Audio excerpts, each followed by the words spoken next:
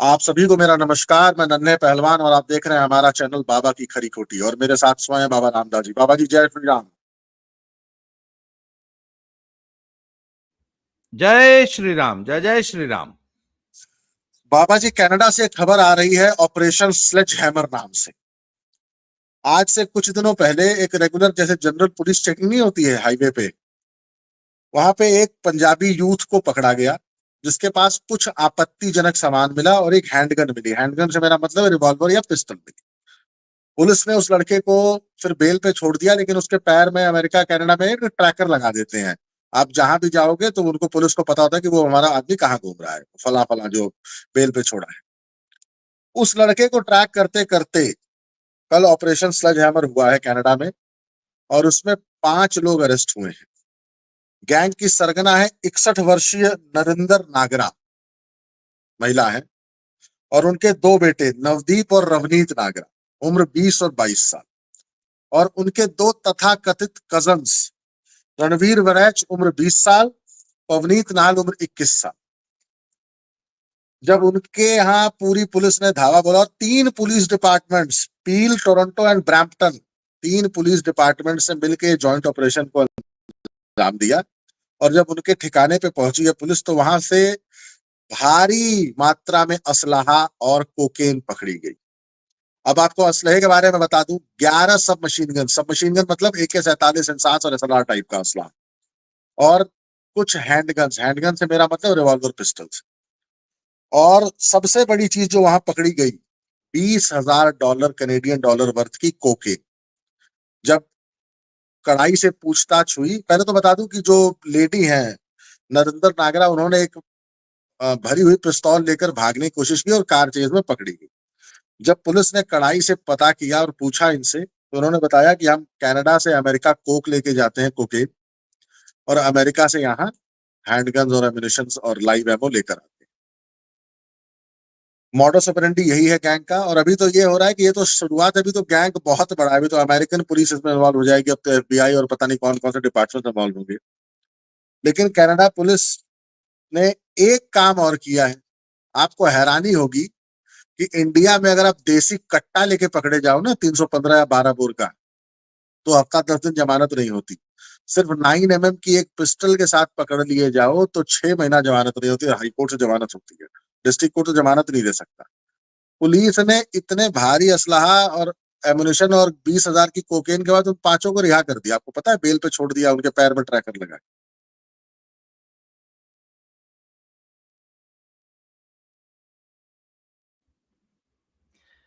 मुझे ये जब मैंने ये केस पढ़ा ना, तो मुझे वो गाना याद आ गया, आंटी पुलिस बुला लेगी, आंटी पुलिस बुला लेगी, पार्टी न्यू ही चलेगी।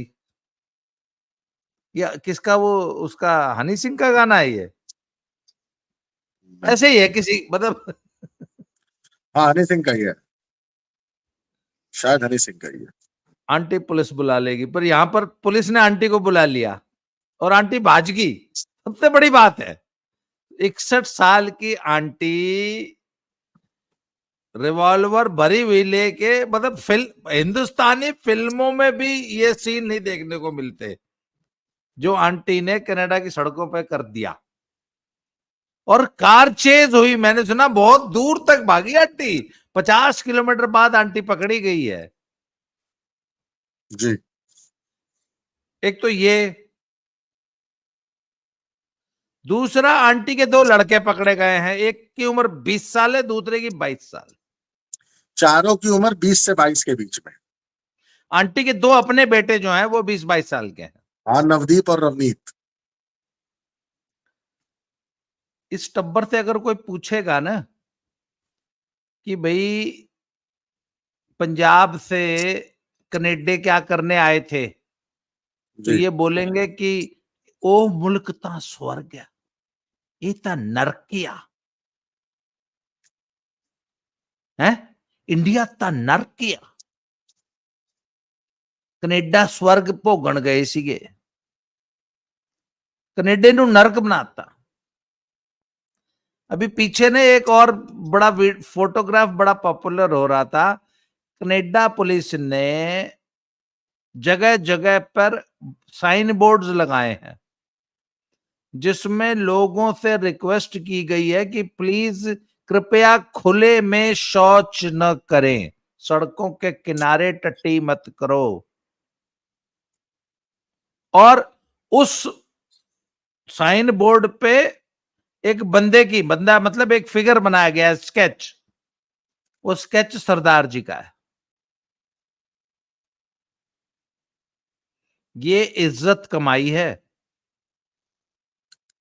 भरा जी पंजाबी वीर कम्युनिटी जी ने। लोगों ने, पंजाबी कम्युनिटी ने कनेडे विच जाके, कि गवर्नमेंट को साइन बोर्ड लगाने पड़ रहे हैं, ओ भाई प्लीज तानू माफ करो, खुले में टट्टी मत करो।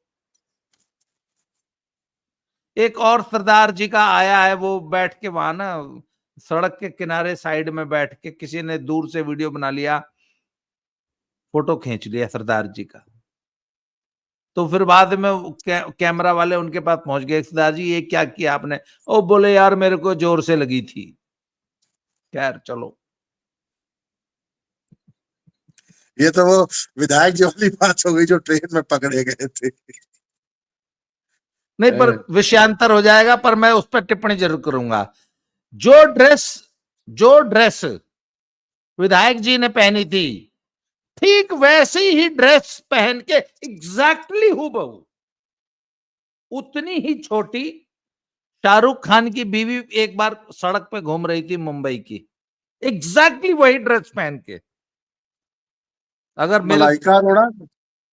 एक मिनट, उस पे तो किसी की भावना बेनहात नहीं होती कि तुम इतनी छोटी ड्रेस पहन के काहे घूम रही हो सड़क पे। खैर चलो, विषयांतर हो जाएगा, वापस कनेडियन स्वर्ग बनाते हैं हम लोग। ओ मुल्क ता स्वर्गिया, इंडिया ता नरकिया। क्यों भाई इंडिया नरक क्यों है? इत्थे करप्शन बहुत ज्यादा आया, इत्थे पोल्यूशन बहुत ज्यादा आया है, इत्थे जॉब नहीं मिलती। जी। अब उनसे पूछो कि अगर यही काम करना, यही गू खाना था, बंदूकें बेचनी थी, यही अगर अपने बच्चों से यही क्राइम्स कराने थे, तो इंडिया में ही कर लेती मिसेस नागरा। और 61 साल की बुढ़िया अपने 20-20 साल के बच्चों को, अपने सगे बेटों को वहां ड्रग्स का धंधा करा रही है पंजाब से जाके। क्या नाम रोशन किया है, वाह जी वाह, कमाल करता जी। ये हाल बनाया है कनेडे का इन्होंने। अच्छा, आज ना मैं अपने एक फ्रेंड से बात कर रहा था, तो मैंने उनसे पूछा जी की हाल है, तो कहता जी तप्पड़ रुल गए। मैं कह रुल गए, पूरे रुल गए, क्योंकि he is into the business of immigration, immigration का बिजनेस है। कहता जी बिल्कुल रुल गए। मैं कहा कोई बोनी बात? कहता हुण तो बोनी भी नहीं हो रही। पंजाब में सिर्फ एक ही तो बिजनेस था जो चल रहा था, बाकी तो तप्पड़ बहुत पहले रुल गए थे। एक ही बिजनेस इमिग्रेशन। चल रहा था, सही बात है, इमिग्रेशन इंडस्ट्री चल रही थी, बाकी सब खत्म। इमिग्रेशन और आइलेट्स।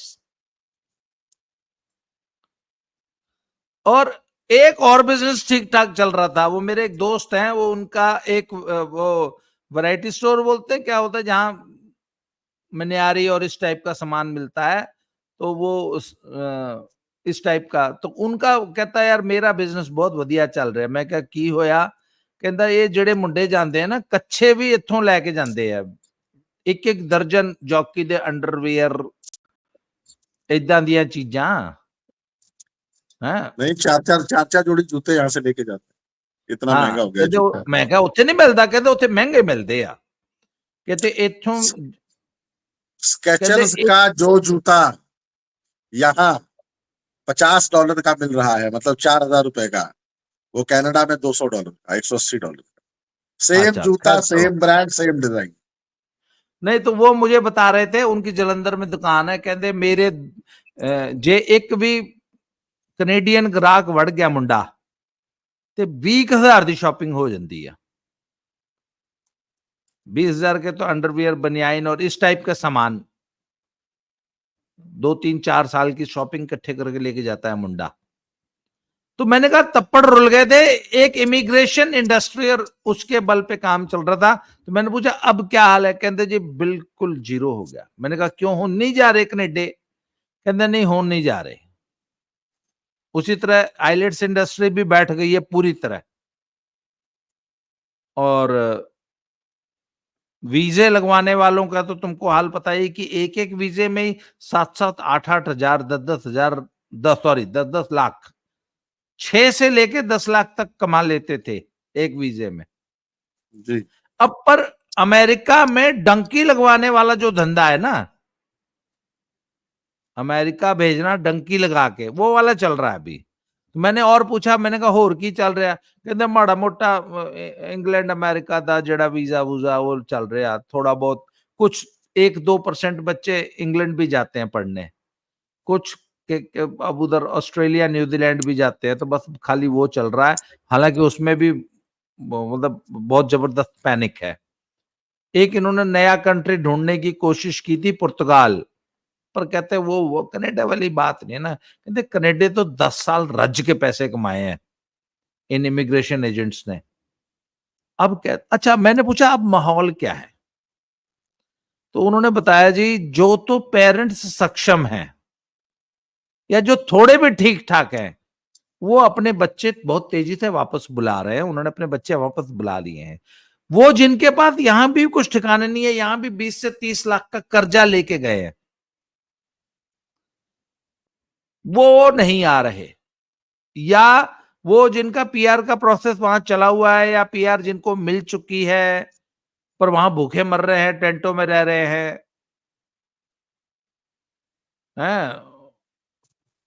वो वहां पड़े हैं। पर जो थोड़ा भी सक्षम है उसने अपने बच्चों को वापस इंडिया बुला लिया। ये कंडीशन है आज की तारीख में कनेडे विच पंजाबी कम्युनिटी की। अब बात यह है कि ये जो महिला पकड़ी गई है अपने बेटों के साथ, ये जी। मुझे लगता है ये कोई नई गई भी नहीं होगी। ये कम से कम 10-20 साल से वहां रह रही होगी। नहीं, उन बच्चों और की शक्लें देख के लग रहा है कि वो कैनेडियन बॉर्न ही है या बहुत छोटी हाँ, उम्र में कनाडा चले गए। हाँ, द पॉइंट इज, एक और आज ही मैंने एक न्यूज पढ़ी है जिसमें वहां पे जो टॉप के गैंग्स हैं उसमें 17 या 18 गैंग्स पंजाबियों के, जिनके गैंगलॉर्ड्स, गैंग लीडर्स सब पंजाबी हैं। अरे मैं एक बिंदी जौहल नाम का गैंगस्टर था, उसकी स्टोरी आप पढ़ लीजिए। The biggest gangster of Canada, मार दिया था बाद में। आज से नहीं, पिछले 20-25-30 सालों से इन गैंग वॉर्स में और गैंग्स में और इन रिंग्स में ये शामिल है। जी। तो ये इनका हाल है कनाडा में। अच्छा, ऐसे ही बातचीत में मुझे आज लोगों ने बताया कि इन बच्चों का शोषण होता है जो वहां, सबसे पहले तो आर्थिक शोषण वो वहां की पंजाबी कम्युनिटी ही कर रही है। जी, जरा उन महिला का नाम बताइएगा जो वहां बच्चियों को वो रेस्क्यू करती हैं। मिसेस सुंदर, ऐसे ही कुछ नाम है, सुंदर ग्रेवाल ऐसे कुछ नाम है, मिसेस सुंदर हैं। जी। वो एक एनजीओ चलाती हैं, मैंने उनके पे काफी प्रोग्राम्स किए हैं। वो एनजीओ चलाती हैं और जो बच्चियां देह व्यापार में फंस गई हैं उनको रेस्क्यू करती हैं। जी। तो आज मुझे एक मेरे मित्र बता रहे थे कि वहां पे क्या है कि पंजाबी कम्युनिटी जी। इन बच्चों को बहला फुसला के अपने यहां अपने रेस्टोरेंट में अपने उसमें काम पे रख लेती है, हफ्ता काम कराती है, फिर भगा देती है। कई तो महीना महीना 2-2 महीने। एक लड़की का आज मैं वीडियो देख रहा था, उसने बोला कि मैं 2 महीने काम कीता, मैंने थोड़े-थोड़े जे पैसे देई गया, 2 महीने बाद मैंने भजाता। और मैं चूँकि इल्लीगल काम कर रही थी इसलिए मैं कहीं कंप्लेंट भी नहीं कर सकती, कुछ नहीं कर सकती। वहाँ पे ये हालत है। तो मैंने पूछा कि वहाँ पे ये इन पंजाबी बच्चों का आर्थिक शोषण या देह शोषण कौन लोग कर रहे हैं? बोले सिर्फ और सिर्फ पंजाबी कम्युनिटी ही कर रही है, इनके अपने ही लोग। वहां तो एक एक आदमी, एक और मैं वीडियो देख रहा था, उसमें बताया गया है कि अपने सगे रिश्तेदार के पास भी अपनी बेटी को मत भेजो। बिल्कुल सगा जो रिश्तेदार है ना, उसके पास भी मत भेजो।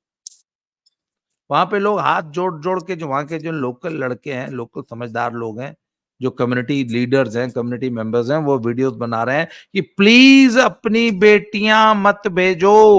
अगर आपकी बेटी कनाडा में आई हुई है तो चाहे जैसे है उसको जल्दी से जल्दी वापस बुला लो। इन भेड़ियों के बीच में अपनी बेटियां मत भेजो। अगर आज आपकी बेटी बहुत अच्छे से भी सेटल है ना, तो भी वो डेंजर जोन में है।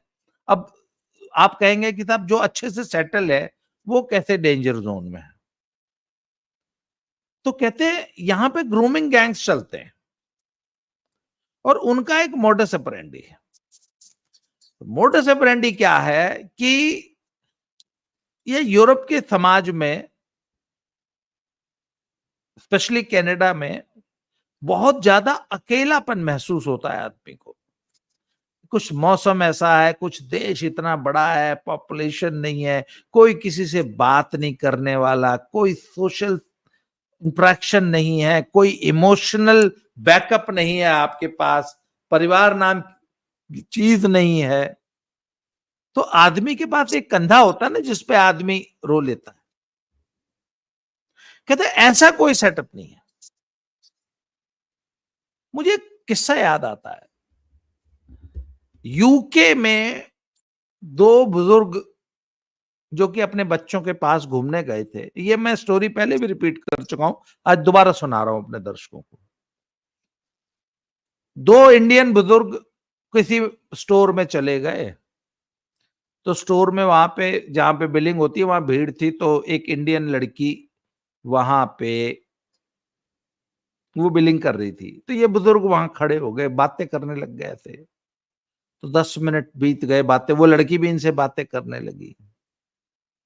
तो उसने बिलिंग की, कहते अंकल जी तो काली तो नहीं हैगी, कोई जल्दी तो नहीं है? बोला नहीं। कि अंकल जी मेरी 10 मिनट च शिफ्ट ओवर हो जानी, प्लीज तुसी वो सामने चेयर ते बैठो, मैं 10 मिनट में आती हूँ आपके पास।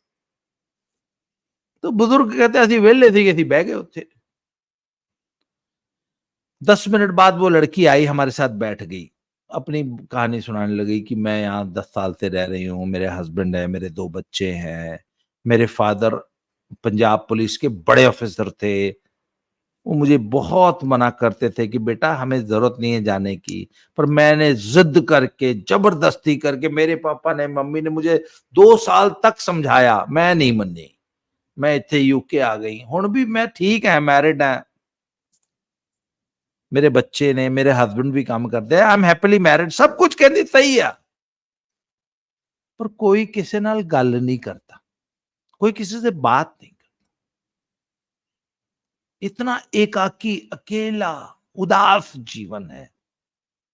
ये लंदन की बात है, जो कि विश्व का सबसे सभ्य, सबसे सुसंस्कृत, सबसे फैशनेबल, सबसे, मतलब वर्ल्ड का one of the best cities. तो कहते हम लोग ना 15, वो बुजुर्ग बता रहे थे, तो कहते हम लोग आधा घंटा ना उस लड़की से बात करते रहे। तो कहते जब हम चलने लगे ना, तो वो लड़की बोलती कि अंकल जी प्लीज मेरे सिर पे हाथ फेरिए, मुझे गले लगाइए।